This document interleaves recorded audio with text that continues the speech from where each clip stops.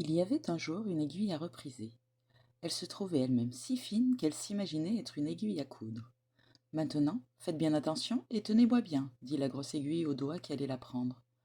Ne me laissez pas tomber, car si je tombe par terre, je suis sûre qu'on ne me retrouvera jamais. Je suis si fine. Laisse faire, dit les doigts, et ils la prirent, la saisirent par le corps. Regardez un peu, j'arrive avec ma suite, dit la grosse aiguille en tirant après elle un long fil.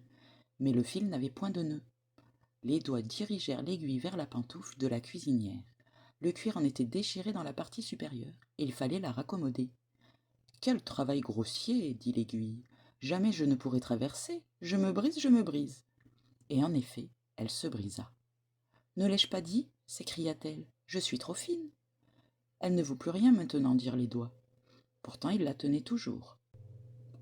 La cuisinière lui fit une tête de cire et s'en servit pour rattacher son fichu. Me voilà devenue broche, dit l'aiguille. Je savais bien que j'arriverais à de grands honneurs.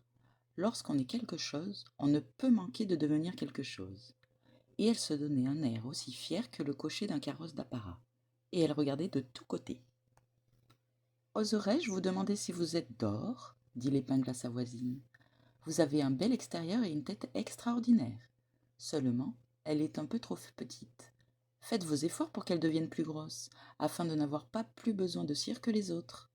Et là-dessus, notre orgueilleuse se roidit, et redressa si fort la tête, qu'elle tomba du fichu dans l'évier de la cuisinière était en train de laver. Je vais donc voyager, dit l'aiguille, pourvu que je ne me perde pas. Elle se perdit en effet. Je suis trop fine pour ce monde-là, dit-elle, pendant qu'elle gisait sur l'évier. Mais je sais ce que je suis, et c'est toujours une petite satisfaction. Et elle conservait son maintien fier avec toute sa bonne humeur. Et une foule de choses passèrent par-dessus d'elle, en nageant, des brins de bois, des pailles et des morceaux de vieilles gazettes.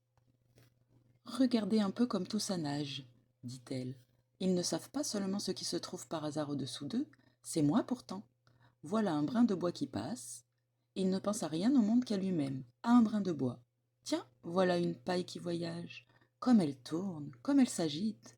Ne va donc pas ainsi sans faire attention. Tu pourrais te cogner contre une pierre. Et ce morceau de journal, comme il se pavane. Cependant, il y a longtemps qu'on a oublié ce qu'il disait. Moi seule, je reste patiente et tranquille. Je sais ma valeur et je le garderai toujours. Un jour, elle sentit quelque chose à côté d'elle. Quelque chose qui avait un éclat magnifique et que l'aiguille prit pour un diamant. C'était un tesson de bouteille. L'aiguille lui adressa la parole, parce qu'il luisait et se présentait comme une broche. Vous êtes sans doute un diamant? Quelque chose d'approchant. Et alors, chacun d'eux fut persuadé que l'autre était d'un grand prix.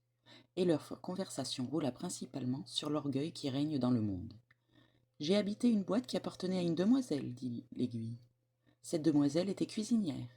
À chaque matin, elle avait 5 doigts. Je n'ai jamais rien connu d'aussi prétentieux et d'aussi fier que ses doigts.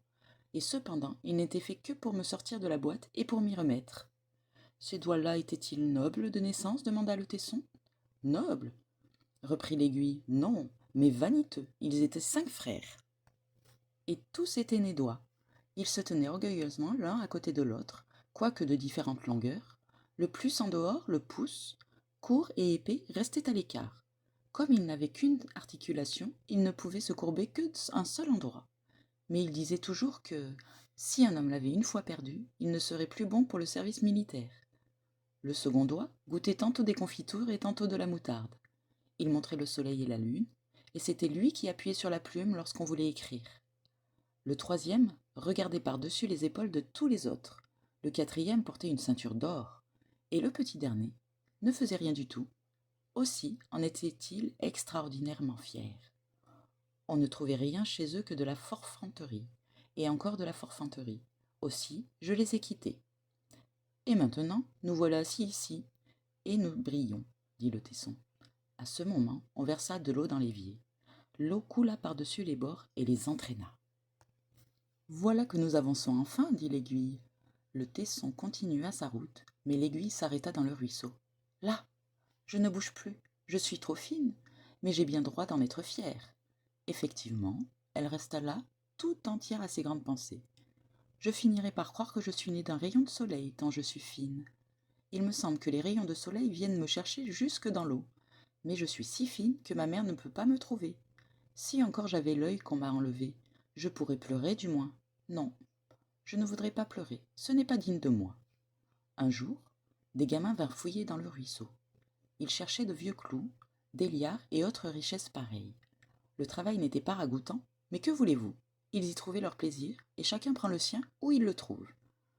Oh là là, s'écrie l'un d'eux en se piquant à l'aiguille. En voilà une gueuse. Je ne suis pas une gueuse. Je suis une demoiselle distinguée, dit l'aiguille. Mais personne ne l'entendait. En attendant, la cire s'était détachée, et l'aiguille était redevenue noire des pieds à la tête. Mais le noir fait paraître la taille plus svelte. Elle se croyait donc plus fine que jamais. Voilà une coque d'œuf qui arrive, dirent les gamins, et ils attachèrent l'aiguille à la coque. À la bonne heure, dit-elle. Maintenant je dois faire de l'effet puisque je suis noire et que les murailles qui m'entourent sont toutes blanches. On m'aperçoit au moins. Pourvu que je n'attrape pas le mal de mer, cela me briserait.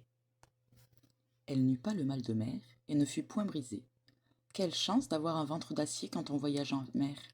C'est par là que je vaux mieux qu'un homme. Qui peut se flatter d'avoir un ventre pareil? Voilà une bonne constitution. Plus on est fin, moins on est exposé. Crac! Fit la coque. C'est une voiture de roulier qui passait sur elle. Ciel! Que je me sens oppressée, dit l'aiguille. Je crois que j'ai le mal de mer. Je suis toute brisée. Elle ne l'était pourtant pas, quoique la voiture eût passé sur elle. Elle gisait comme auparavant, étendue toute de son long dans le ruisseau. Qu'elle y reste,